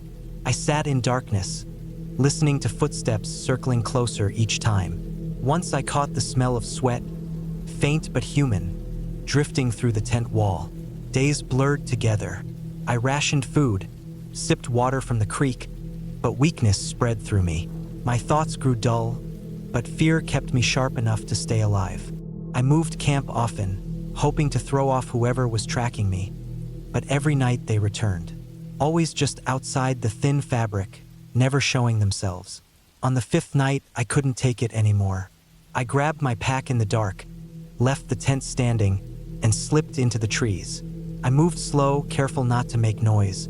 My plan was to travel at night, to get away before they realized I was gone. For hours, I crept through the forest, guided by moonlight and desperation. Then I heard them. Behind me, steady footsteps following in rhythm with mine. My chest tightened, breath shallow. I forced myself forward, faster, until I was nearly running. The footsteps quickened too. Branches slapped against my arms. Roots caught at my boots, but I didn't stop. Suddenly the ground dropped, and I tumbled down a slope, crashing into rocks and leaves. Pain tore through my shoulder, my knees, but I scrambled to my feet. When I looked back up the hill, I saw the outline of a figure at the top, just standing there, watching. I didn't wait. I ran again, deeper into the trees, until my lungs burned and my legs buckled. I collapsed against a fallen log, body shaking uncontrollably. The woods around me were silent, but I knew they were out there. When daylight came, I forced myself up and kept walking. Hours passed before I stumbled onto the dirt road. Relief flooded me so hard I nearly cried. I followed it until the trees opened and my car appeared like a miracle waiting for me. I didn't stop to rest. I threw the pack into the back seat, started the engine with trembling hands, and drove until the forest was nothing but a memory in the mirror. Even now, safe in my home, the thought lingers. Out there, beyond the trees, someone was watching me for days. They never spoke, never showed their face, never attacked, but they wanted me to know they were there. That feeling of being hunted hasn't left me, and I don't think it ever will.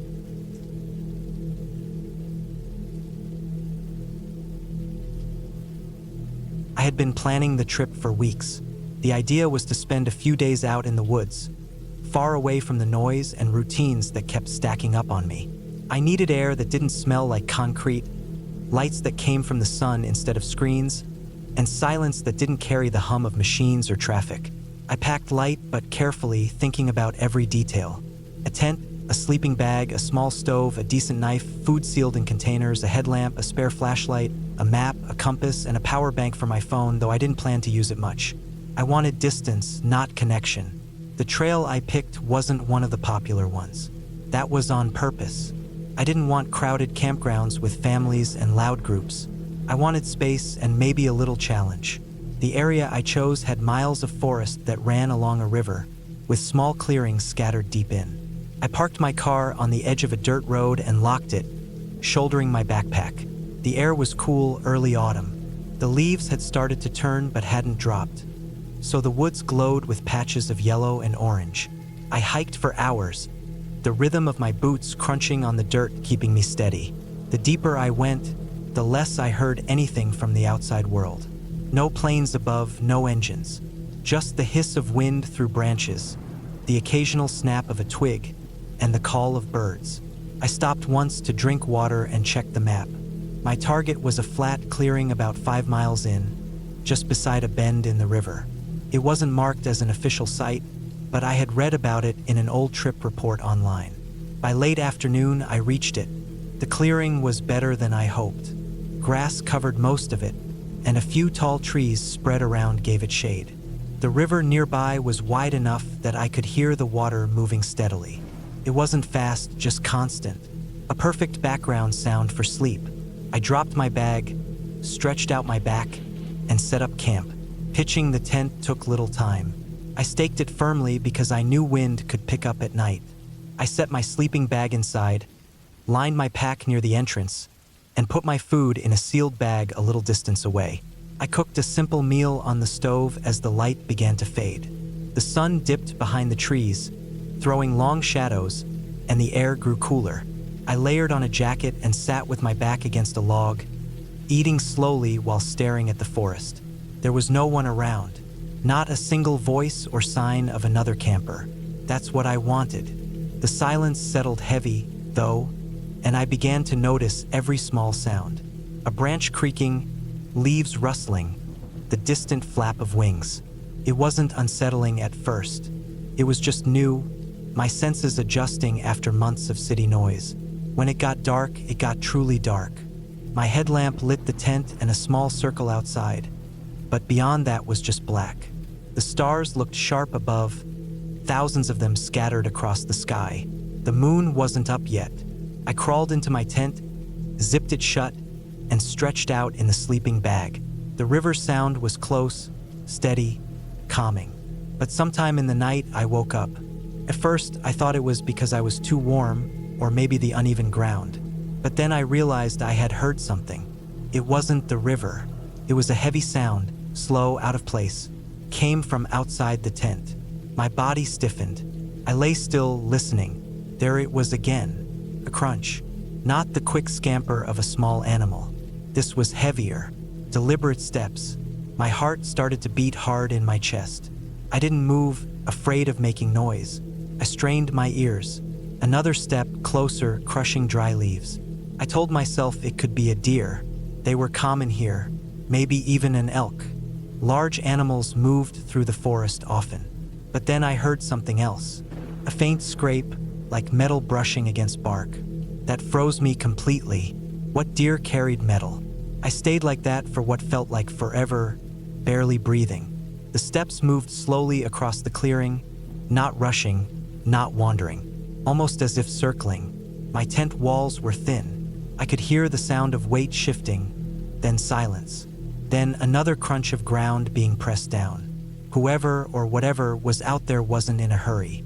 Eventually, the noises faded. I waited, every muscle tense, until I couldn't hear anything but the river again. Sleep didn't return easily. I stayed awake for hours, staring at the roof of my tent, listening for the faintest sound. Finally, exhaustion dragged me back under. In the morning, the clearing looked normal. The sun came through the branches, the river sparkled, and the air was cold enough to sting my fingers. But when I stepped outside, I noticed it. In the soft dirt near the edge of the clearing, there were footprints. Not boots like mine, but worn shoes. Human.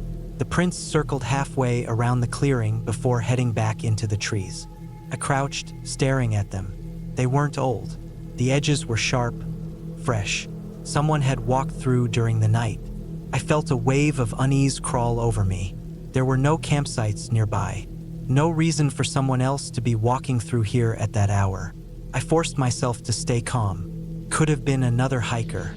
Maybe they camped nearby and wandered. Maybe. But the thought of someone quietly circling my tent while I slept didn't sit right. I decided to move camp. I packed everything quickly, glancing often at the treeline. Nothing stirred, but I couldn't shake the feeling of being watched. I hiked upstream, following the river for several miles until I found another small spot where the ground leveled out. It wasn't as open as the first clearing, but I preferred that now. I wanted cover, trees close around me. The day passed without trouble. I fished in the river, caught nothing, and ended up eating a packed meal instead. I tried to relax, but my eyes kept drifting back to the woods. Every crack of a branch made me tense. By evening, I was on edge. When night came, I didn't fall asleep right away. I lay in the tent, headlamp off, listening hard. Hours passed. Then, just like before, I woke suddenly. A noise. This time, it was closer. A rustle of fabric. My stomach dropped. Someone was touching my tent. The thin nylon shifted slightly, a faint brushing sound moving along the side. My throat went dry. I didn't move, terrified of giving myself away. The sound moved around the tent, slow, dragging. Then it stopped right at the entrance.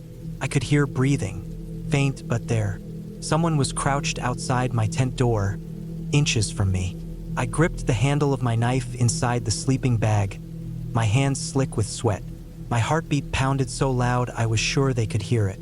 The breathing stayed for a long moment, then shifted away. Footsteps retreated into the woods, quiet but steady, until I couldn't hear them anymore. I didn't sleep after that. At first light, I unzipped the tent and scanned the area. There were fresh shoe prints again, pressed into the dirt right at the entrance. Whoever it was, they had been standing there listening just as I thought. Fear knotted tight in my stomach. I had a choice: pack and head back, or push deeper, hoping to get away from whoever was trailing me. The car was miles back, and I didn't know if they were between me and the road. Moving forward seemed safer, even if it was deeper into the forest. I hiked all day, following no marked trail, just the river as my guide. My legs burned, my shoulders ached, but I didn't stop until I was too tired to keep moving. I set camp again, this time in a dense cluster of trees with little open space. I didn't bother with a fire. I ate cold food and kept everything quiet. When night fell, the fear grew worse. I lay in silence, every sound amplified. Hours dragged on. Then, once again, it came. The crunch of steps, slow, deliberate, closing in. They circled the trees. I could hear twigs snapping under their weight. At one point, I swore I heard them whispering something, low and broken, though maybe it was just the wind. They stayed longer this time, much longer. I kept my knife ready, muscles stiff, eyes wide in the dark. When they finally left, I didn't wait for dawn. I packed in the dark, shoved everything into my bag, and started walking with only my headlamp. My nerves screamed at every shadow, but I couldn't stay there another second. By sunrise, I found the faint markings of a service trail. Relief nearly buckled my knees. I followed it, slow but steady, until I reached the dirt road hours later. My car was still there, untouched. I threw everything inside, locked the doors, and drove without looking back. Even now, the memory of those nights sticks to me. It wasn't an animal. It wasn't my imagination. Someone was out there, following me, circling my tent, standing outside while I lay frozen inside. I never saw their face, but the footprints were real, the breathing was real, and the weight of their presence pressing in on me was real. I don't know what they wanted, and I don't care to know. I never went back to that forest.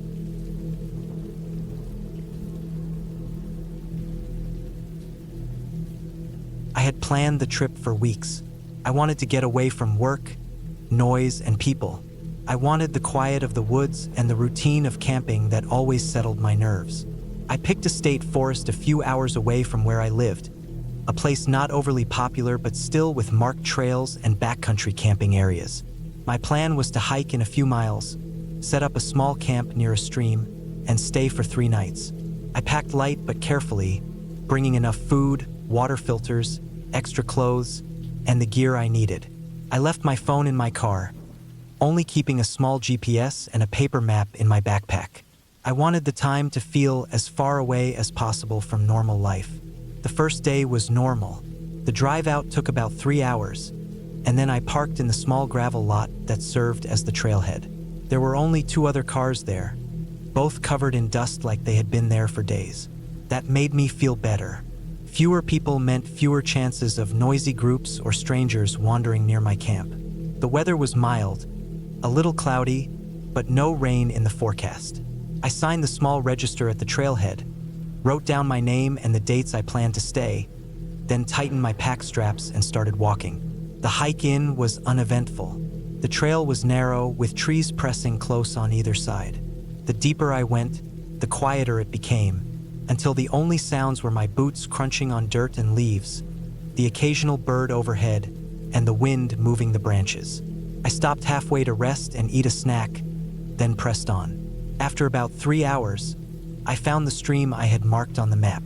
It was perfect, clear water moving fast enough to filter, flat ground nearby for a tent, and thick woods all around to break the wind. I dropped my pack and felt the relief of the straps leaving my shoulders. I set up camp slowly, making sure I did everything right. I cleared the ground of sticks and rocks, set up the tent, laid out my sleeping bag, and then gathered wood for a fire. The fire was small but warm, and as night came in, I ate a simple meal and sat there listening to the forest. Nothing about it felt strange. It was just what I wanted: peace, the smell of smoke, the dim glow of the firelight. I went to bed early and slept well that night. The second day started off just as normal. I filtered water, made coffee, and cooked breakfast. I decided to spend the day hiking farther along the trail with just a small day pack, leaving my main camp set up. The trail cut deeper into the forest, climbing a ridge, then winding through heavy stands of pines. I saw deer, squirrels, and plenty of birds. At one point, I found a clearing with an old stone fire ring, probably used by hunters or campers years ago. Nothing felt off, just the kind of things you see when you're out there. By the time I returned to camp that evening, the sun was starting to drop. I was tired but satisfied, ready for another quiet night. I built another fire, ate my food, and watched the last light fade. When it was dark, I sat there for a while, just letting my thoughts wander. It wasn't until I put out the fire and crawled into my tent that I noticed something different. It was faint at first, just the sense that the forest had gone too quiet. Earlier, I had heard insects, frogs near the water, the occasional owl. Now it was dead silent. I lay there in my sleeping bag, listening. The silence pressed in heavy. I told myself it was nothing, maybe just the drop in temperature making the animals go quiet. Still, I found myself lying there longer than usual, eyes open, waiting. Eventually, I drifted into sleep. I woke sometime in the night to a noise. It wasn't loud, but it was sharp enough to snap me awake. A crunch, dry leaves, something stepping. My eyes opened wide in the dark. I held my breath, listening. Another crunch, then another. The steps were slow, careful. My heart picked up. I stayed perfectly still, trying to figure out if it was a deer, maybe a raccoon, something normal. But the steps weren't quick or random like an animal. They were steady. They circled the camp. I lay there frozen, gripping my sleeping bag tight, afraid to move or even breathe too loud. The steps came closer, then paused. I could hear the faint sound of breathing outside the thin nylon wall of my tent. Human breathing. I knew it. Too heavy, too controlled for an animal. I stared at the wall of the tent, my mind racing. Then, after a long silence, the steps started again, moving away into the trees until I couldn't hear them anymore. I didn't sleep the rest of the night.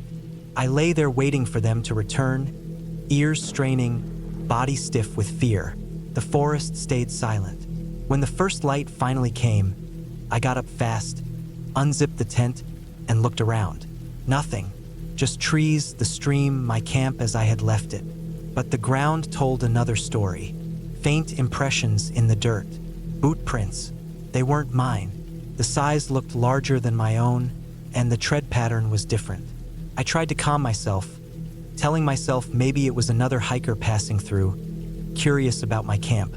But nobody hikes that close to someone's tent in the middle of the night without saying anything. It didn't make sense. I thought about packing up and leaving right then, but it felt like admitting defeat. I I had planned for 3 nights, and I didn't want to scare myself into cutting it short. So I stayed. That day, I stuck closer to camp, gathering wood, fishing in the stream, keeping busy. But I couldn't shake the feeling of being watched. Every time I looked into the trees, I half expected to see someone standing there. I didn't. Still, I kept glancing, nerves raw. When night came again, I built my fire larger, keeping it going longer. The glow made me feel safer, but eventually I had to put it out and crawl into my tent. I lay there tense, waiting. Hours passed. Then, faint at first, I heard it again. Crunch, crunch. Slow, deliberate. My chest tightened. The steps circled, stopped, then circled again. This time, I heard the faint scrape of something brushing my tent wall. A fingertip. A test. I bit down on my teeth to keep from gasping. The silence afterward was worse. I couldn't tell if they were still there or had slipped back into the trees. I didn't sleep at all that night. My mind was racing with what to do. I thought about shouting, thought about unzipping the tent and charging out, but every thought ended with me imagining what kind of person was out there and why they were stalking me. When morning came, I got out again and checked the ground. More prints, clearer this time. They circled the camp several times. Whoever it was had stood only inches from my tent. I made up my mind right then. I was leaving. I packed quickly, shoving everything into my bag without care. I doused the fire pit with water from the stream and started back down the trail. I moved fast, faster than I had on the way in, heart pounding with each step. Every sound in the forest felt amplified. A snapping twig made me spin around, certain I'd see someone following. But each time I saw only trees. I hiked for hours without stopping, determined to make it back to the trailhead. But somewhere along the way, I realized I had made a mistake. I checked my GPS and the map. Somehow I had taken a wrong branch where the trail split around a ridge. I was off course deep in the woods. The realization hit me hard. I tried to correct, moving toward where the trail should have been, but the terrain grew rough, thick with brush and steep slopes. As the sun dipped low again, I knew I wasn't going to make it out that day. Exhausted, I decided I had to set up camp again. I picked a spot on higher ground, cleared an area, and set up my tent. But this time everything felt wrong. Couldn't relax. I barely ate.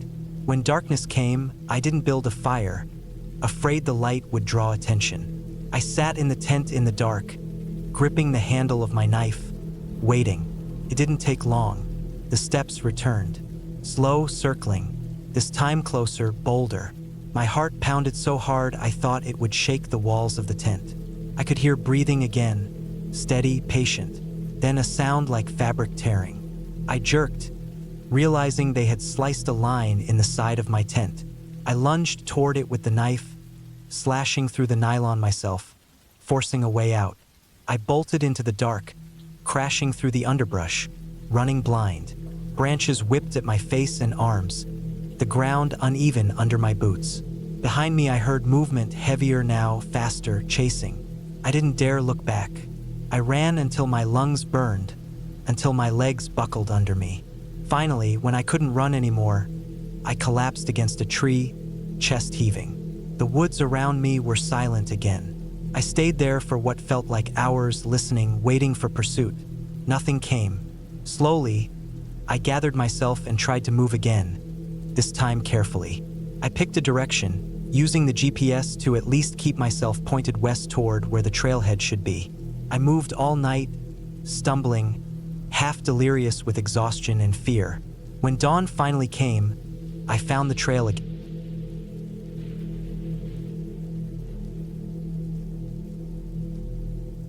I had planned the camping trip for weeks. It was late summer, and the heat during the day was just beginning to ease into cooler nights. I wanted to spend a few days away from the noise of work, cars, and people. I needed quiet, something raw, something far enough away from town that the only sounds I would hear at night would be crickets, wind moving through trees, and maybe the occasional distant call of an owl. I had done a fair amount of camping in my life, so I wasn't completely inexperienced, but I also wasn't one of those rugged survivalists who lived off nothing but a knife and a piece of rope. I liked to pack properly. My backpack was heavy with gear, Tent, sleeping bag, stove, food, water filter, extra clothes, a flashlight with backup batteries, a map, and a small first aid kit. I had looked at the map for a while before deciding where I wanted to go. I picked an area of forest about 2 hours away from where I lived, a national forest that didn't get too crowded. Most people liked the big campgrounds where cars could be parked right next to tents, where there were fire rings and sometimes even bathrooms. I hated that kind of camping. I wanted something deeper, somewhere that required me to hike in, set up away from others, and feel like I had stepped out of the world for a little while. The first day was smooth. I drove to the trailhead in the morning, parked my car in the small gravel lot that was already half empty, slung my backpack on my shoulders, and started walking. The trail was wide enough at first, clearly marked, and lined with tall pines that swayed in the breeze. I felt that rush of excitement I always got when starting something like this. The feeling of being alone but alive, carrying everything I needed on my back. The trail narrowed after about 2 miles, winding uphill and deeper into the woods. I passed a small stream, checked the map, and decided to follow a side path that seemed to head into a more remote section. By late afternoon, I found a flat spot on higher ground with enough open space between trees to pitch my tent. I set it up, unrolled my sleeping bag, and gathered some wood for a fire. That first night was calm.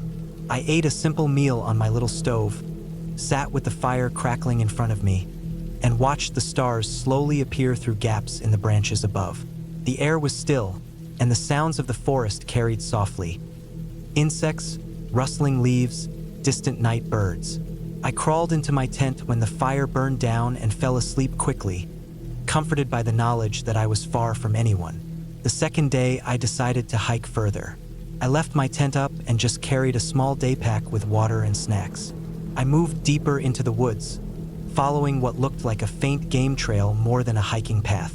I loved that kind of wandering, feeling the forest press in on me, with no sounds of cars, no chatter of people, nothing but the rhythm of my boots on dirt and the occasional snap of a twig underfoot. By midday, I reached a ridge that opened into a view of endless forest stretching in every direction. Felt wild, untouched. I sat there for a while, drinking water and eating, enjoying the silence. But while I sat there, I noticed something that didn't fit. First, it was only a feeling, a shift in the air maybe, the sense that I wasn't as alone as I thought. I brushed it off. It happens sometimes in deep woods. Your brain gets too quiet and it starts inventing things. On the way back to camp, though, I spotted something that made me stop. In the soft dirt of the trail, not far from my sight, was a footprint. It wasn't mine. The tread was different, wider, heavier. I crouched down and looked at it carefully. It was fresh, too fresh to have been made days ago. Couldn't have been there the night before, not with the way the dirt still looked moist around the edges. I told myself it must be another hiker. That was the only logical explanation. But the footprint was right near where I had cut off into my camping spot, and I hadn't seen or heard anyone else all day. Back at camp, I tried to shake it off. I boiled some water, made food, and stoked my fire as the evening cooled. But I couldn't stop thinking about the footprint. I listened harder than usual that night, ears tuned to every creak and snap in the trees. Sleep didn't come as easy, and when it did, it came shallow. The next morning, I decided I'd pack up and head back toward the car. Not because I was scared, I told myself, but because I had planned to only spend 2 nights anyway. It was enough. When I stepped out of the tent, though, I froze. Just a few yards from my fire ring, pressed into the dirt, were more footprints. Several. They circled near the camp, stopped close to the tent, and then moved off again into the trees. My stomach tightened. Someone had been here in the night. They had walked right up to where I was sleeping. I felt a sharp rush of fear, not the kind that makes you scream, but the cold, steady kind that makes your hands shake. I packed up fast. My movements were jerky, unsteady. I stuffed my sleeping bag into its sack, tore down the tent, shoved everything into my pack without the usual order. I just wanted out. I kept looking over my shoulder as I hiked back toward the main trail. The woods felt different now. Every sound felt louder. Every shape between trees looked like it might be a person watching. My mouth was dry, and I had to keep swallowing to push it away. About halfway back, I stopped to catch my breath. That's when I noticed it again. Footprints. Off the side of the trail, faint but clear enough.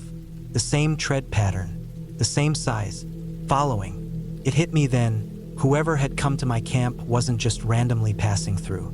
They had been following me. My body felt like it had been plugged into electricity. I tightened the straps of my pack and started moving faster. I didn't run because I knew that would burn me out too fast, but I pushed myself harder, legs aching, lungs pulling in sharp air. For hours, it felt like a game I hadn't agreed to play. Every so often, I thought I heard movement behind me. Not close, but not far enough to be safe either. A branch snapping, something brushing against leaves. Each time I stopped, holding my breath, staring back down the trail. Nothing moved, nothing showed, but the feeling never left.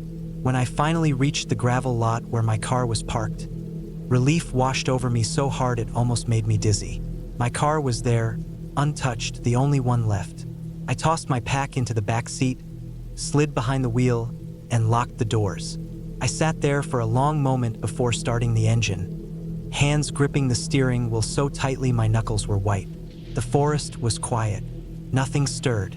No one came out of the trees, but I couldn't shake the knowledge that someone had been out there with me, close enough to watch me sleep, close enough to follow my trail. I drove away with my eyes flicking constantly to the rearview mirror, half expecting to see another car pull out behind me. But the road stayed empty. By the time I reached town, the sun was setting. I pulled into my driveway and sat in my car again, just staring at my own house. I should have felt safe, but that night, even in my own bed, I couldn't sleep. Every time I closed my eyes, I saw the footprints circling my tent. I heard the faint snap of a branch in the dark. I never went back to that forest. Even now, when I think about camping, I remember the feeling of being followed. I remember the clear prints in the dirt where I should have been alone. And I know, as sure as I've ever known anything, that there are places where the scariest thing isn't the dark, or the animals, or getting lost. It's the people who might be watching when you think you're alone.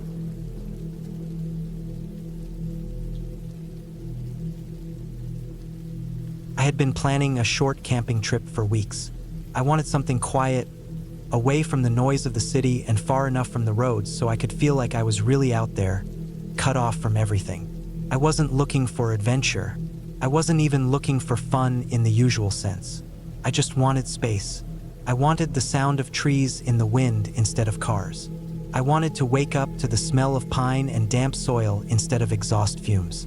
I studied a few maps and picked a spot that was supposed to be quiet, a forest preserve about 3 hours' drive from my place. It wasn't a popular campground with paved lots and family-friendly setups. It was more rugged, less developed. There were a few marked sites, but most people never went that deep in. That's why I liked the idea of it. Fewer people meant fewer distractions. I packed carefully, checking everything twice. Tent, sleeping bag, food, water, stove, extra clothes, knife, flashlight, batteries, first aid kit, bear spray, a map and compass. I loaded it all in the trunk of my car and left early in the morning. The roads were empty and the weather was clear. Felt like it was going to be a good trip. The drive was smooth until the last 40 minutes or so when the paved road ended and a gravel one began. The bumps rattled the car, and dust rose behind me in the mirror. On both sides, the trees grew taller and thicker. After another half hour, I reached the small gravel lot at the trailhead. My car was the only one there. I took that as a good sign. I got out, stretched, and stood there for a moment, listening. The forest was alive with quiet sounds. Birds calling in the distance, the faint rustle of leaves in the breeze, the buzzing of insects. There was no hum of traffic, no people talking, nothing but those natural sounds. Felt good. I hoisted my backpack, locked the car, and started down the trail. The first mile or so was easy, a worn path leading deeper between tall pines. The air smelled fresh and damp, almost sharp in my lungs. Sunlight filtered through the branches above, shifting across the trail as the wind moved the trees. The deeper I went, the quieter it got.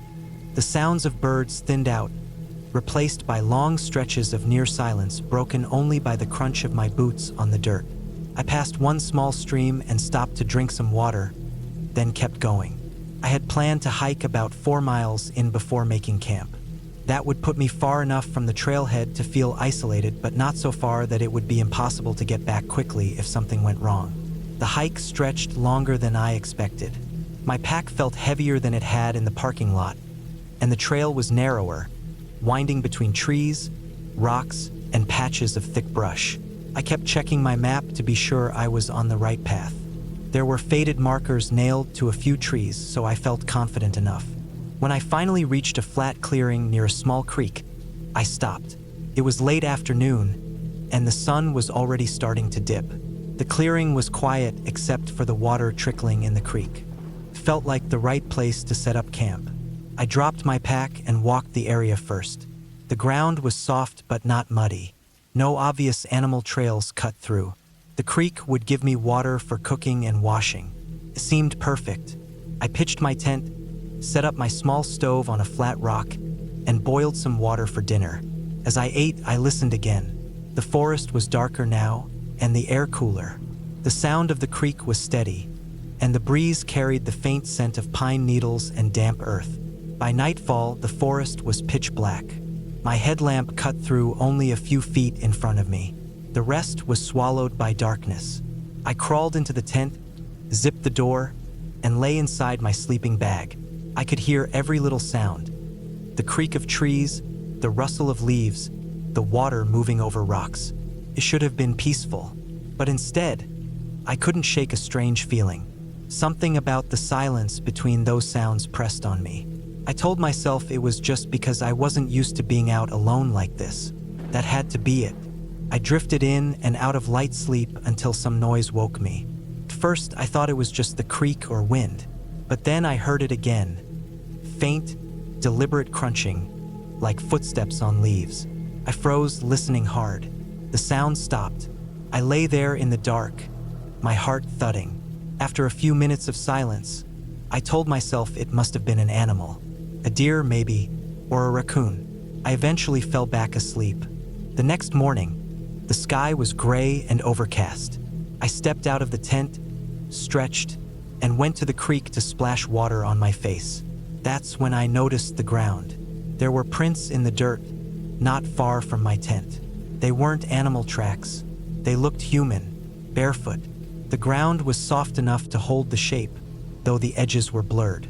The prints led from the tree line, stopped near the creek, then turned back into the trees. I stood there staring at them for a long time. I tried to explain it away. Maybe another hiker had come through. Maybe they'd walked to the creek and then kept going. But I hadn't heard anyone, and the lot had been empty when I arrived. I told myself it didn't matter. I had planned this trip, and I wasn't going to let a few footprints ruin it. Still, I couldn't shake the unease. I spent the day walking along the creek, exploring, and gathering firewood. I tried to enjoy the solitude, but I kept glancing at the trees, expecting to see someone watching. Nothing moved. The forest felt empty. By evening, I had a small fire going. I cooked another simple meal and sat by the flames until they burned low. The woods around me were silent, heavy with darkness. I crawled into the tent, zipped it up, and tried to sleep. Sometime in the night, I woke again. The sound was clearer this time. Footsteps, moving slowly, circling the edge of the clearing. My chest tightened. I lay still, breathing shallow, every muscle locked. The steps crunched closer, then paused. The silence pressed in. Then I heard water splash in the creek, faint but unmistakable. I reached quietly for the knife I kept near my sleeping bag. My hand wrapped around the handle, but I didn't move. I couldn't move. Minutes passed, maybe longer. Finally, the sounds faded back into the trees. I didn't sleep after that. I just lay there, listening, knife clutched in my hand, waiting for dawn. When the sun finally rose, I unzipped the tent and stepped outside. My fire pit was cold ash, just as I'd left it. But the ground told the story. More prints, fresh ones. They circled the tent, stopped near the creek again, and disappeared into the trees. I felt my stomach drop. Someone had been there, watching. I didn't eat breakfast. I packed my gear fast, shoving everything into my pack with shaking hands. I doused the fire pit with water, grabbed my map, and started back toward the trailhead. The hike felt longer than it had coming in. Every sound made me jerk my head around. I kept checking over my shoulder, sure I'd see someone following, but the trail stayed empty. 2 miles in, I noticed something that made me stop cold. On a tree beside the trail, carved deep into the bark, was a shape. A simple line drawing of a person. Tall, thin, with arms stretched wide. It wasn't old. The cuts in the bark were fresh. I stared at it for a long time, then forced myself to keep walking. My pack felt like it weighed 100 pounds, and sweat ran down my back despite the cool air. Another mile, another carving. This one lower, smaller. A shape that looked like a handprint, rough and jagged. Again, fresh. I walked faster, almost jogging, my boots slipping on rocks and roots. My breath came heavy, my legs ached, but I didn't stop. By the time I saw the gravel lot through the trees, my heart was hammering so hard it hurt. My car sat alone, just as I'd left it. I threw my pack into the trunk, jumped into the driver's seat, and locked the doors. My hands shook so badly I fumbled the keys twice before starting the engine. I didn't look back as I sped down the gravel road, dust rising behind me. I just drove until the trees thinned, until the paved road returned, until I felt like I was back in the world again. I didn't stop until I was home, my car parked in my driveway, my front door locked behind me. Only then did I let myself breathe. I never reported it. I never told anyone the full story. All I know is someone was out there in those woods, barefoot, circling my camp in the dark, leaving marks on trees. Someone who knew I was there and wanted me to know they knew. I haven't gone camping alone since.